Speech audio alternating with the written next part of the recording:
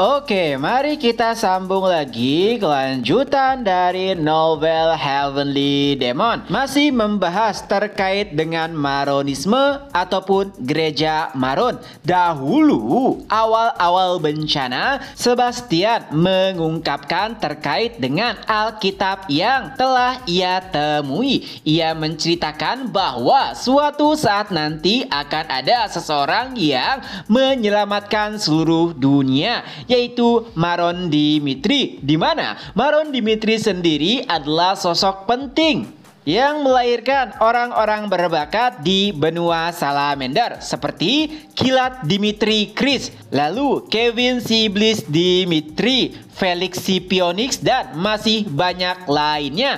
Tapi orang-orang menganggap jika Sebastian hanyalah pendongeng yang terinspirasi dari sebuah novel. Intinya, tidak ada satupun orang-orang yang mempercayai perkataan Sebastian. Walaupun saat itu sudah ada hunter yang mewarisi kemampuan dari Chris si Kilat Dimitri, tapi tetap saja mereka masih menganggap jika Sebastian hanyalah mengutarakan omong kosong. Hingga setelah beberapa waktu berlalu, para penerus Dimitri lainnya pun bermunculan, dan itu sesuai dengan apa yang dikatakan oleh Sebastian. Apalagi dunia juga menjadi semakin kacau karena para monster yang terus bermunculan, dan itu jugalah awal mula dari membesarnya kepercayaan Maronisme ataupun Gereja Maron. Kini hampir setiap orang mempercayai apa yang dikatakan oleh Sebastian.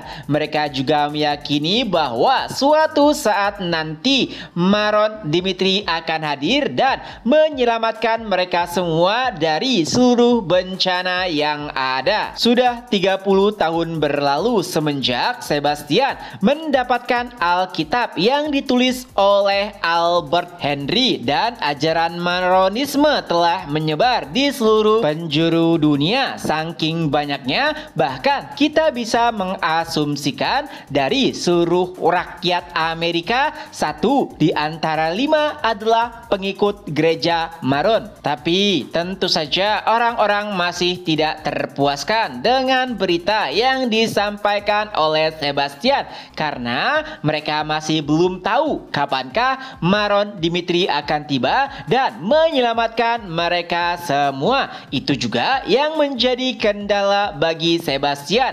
Walaupun mengetahui namanya dan juga ceritanya, sayangnya di dalam buku tersebut tidak disebutkan kapankah Maron Dimitri akan turun. Hingga tahun demi tahun pun berlalu semenjak kepercayaan masyarakat kepada Maronisme mulai meningkat, tapi sayangnya Sebastian masih belum mendapatkan clue kapankah Maron Dimitri akan turun dan menyelamatkan mereka semua. Sebenarnya ada kalanya Sebastian begitu frustasi hingga seseorang penyihir yang juga pengikut Gereja Maron pun memberikan sedikit harapan, yaitu bahwa ia telah mempelajari sebuah sihir yang bisa membawa seseorang ke tempatnya jika ia memiliki benda milik orang tersebut. Ya, untungnya mereka memiliki Alkitab yang ditulis oleh Henry Albert. Tentu saja Sebastian yakin bahwa Henry Albert hidup di zaman ataupun di tempat di mana Maron Dimitri berada. Memang ini masih belum memecahkan masalah sepenuhnya, karena untuk bisa memanggil Maron Dimitri mereka harus memiliki benda-benda miliknya. Tapi setidaknya mereka bisa mengusahakan benda tersebut dengan cara memintanya kepada Henry Albert. Nah, selama proses tersebut Sebastian berencana untuk menyingkirkan siapapun yang nantinya akan menghalangi jalan dari Maron Dimitri.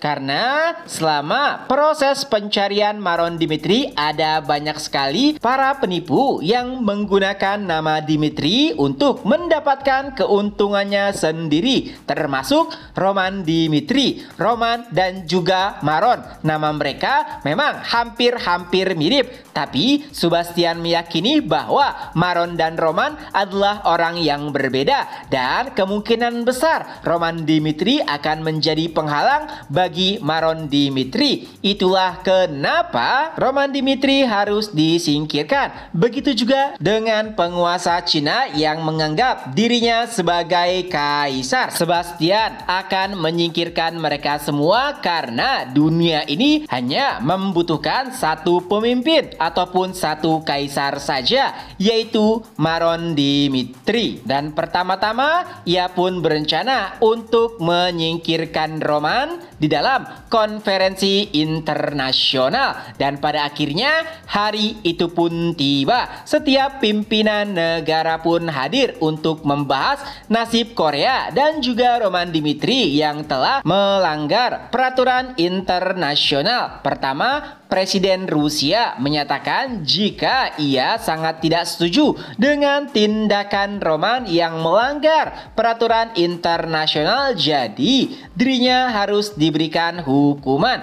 Nah, Presiden Rusia sendiri terafiliasi dengan gereja Maron, jadi tentu saja seperti tujuan gereja Maron mereka harus menyingkirkan Roman. Itulah kenapa Presiden Rusia ingin Roman dihukum, tapi tidak dengan negara Amerika, karena menurutnya apa yang dilakukan oleh Roman dan juga mengubah negara Korea menjadi kekaisaran adalah tindakan yang wajar. Apalagi presiden sebelumnya Kim Jong-tae begitu banyak merugikan rakyat. Nah, sebenarnya ada pertentangan juga antara Presiden Amerika dan juga para pengikut garis keras dari gereja Maron. Ya, Amerika sendiri banyak dibantu oleh gereja Maron. Itulah kenapa gereja Maron ingin Roman dihukum. Tapi Presiden Amerika juga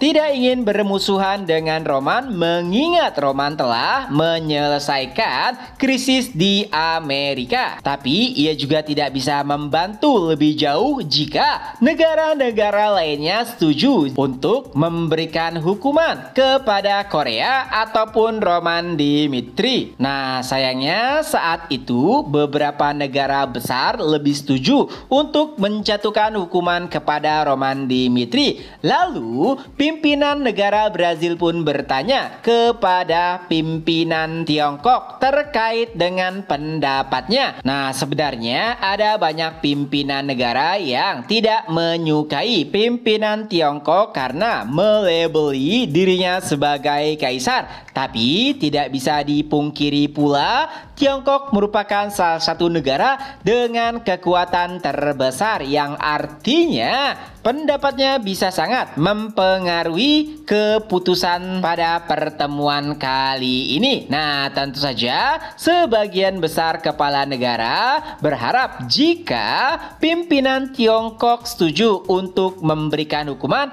kepada Korea, mengingat ada sedikit percikan di antara Tiongkok dengan Kekaisaran Korea, mengingat Tiongkok pernah berkata tidak ada seorang pun yang boleh menggunakan gelar kaisar kecuali negaranya. Dan saat ini Korea melabeli diri mereka sebagai Kekaisaran Korea, yang artinya kemungkinan besar pimpinan Tiongkok sangat tidak menyukai Roman Dimitri yang juga melabeli dirinya sebagai Kaisar Korea. Tapi tanggapan darinya benar-benar mengejutkan setiap orang, karena pimpinan negara Tiongkok tidak setuju jika mereka menjatuhkan hukuman kepada Korea ataupun Roman Dimitri. Wei Ryong, itulah namanya. Ia memiliki ambisi yang begitu besar, yaitu menaklukkan seluruh dunia. Tapi sayangnya rencana tersebut sangat sulit untuk dilakukan, mengingat para pimpinan dunia selalu saja berusaha menghentikannya. Tapi beberapa waktu yang lalu secerca harapan pun tiba saat Presiden Korea Kim Jong-tae meminta bantuan kepadanya jika Tiongkok membantu mereka menggagalkan pemberontakan yang dipimpin oleh Roman Dimitri, maka negara Korea akan secara sukarela menghancurkan ataupun menyerang Korea Utara. Ya, salah satu negara yang menjadi penghalang bagi Tiongkok adalah Korea Utara, dan proposal tersebut tentu saja begitu menggiurkan karena jika pada akhirnya Korea Selatan dan Korea Utara berperang, yang paling diuntungkan adalah dirinya karena setelah peperangan tersebut siapapun yang menang pasti kekuatan mereka akan turun secara signifikan dan itu akan memudahkannya untuk menguasai seluruh Korea. Dengan begitu, ia bisa memulai satu langkah untuk menguasai seluruh dunia. Tapi rencana tersebut harus terhenti tak kala Xiaolong pun tiba dan menghadap kepadanya. Ya, Xiaolong adalah utusan yang dikirim ke Korea untuk membantu Presiden Kim Jong-tae. Tentu saja Wei Rong begitu kaget kenapa Xiaolong kembali begitu cepat, dan saat Xiaolong menceritakan apa yang telah terjadi, Wei Ryong pun nampak begitu terkejut karena dari cerita itu bisa dipastikan bahwa Roman Dimitri memiliki seni bela diri yang hampir sama dengan akar kekuatan negara Tiongkok tapi jauh lebih kuat. Lalu ada kemungkinan besar pula sama seperti mereka, Roman Dimitri adalah penerus Murim.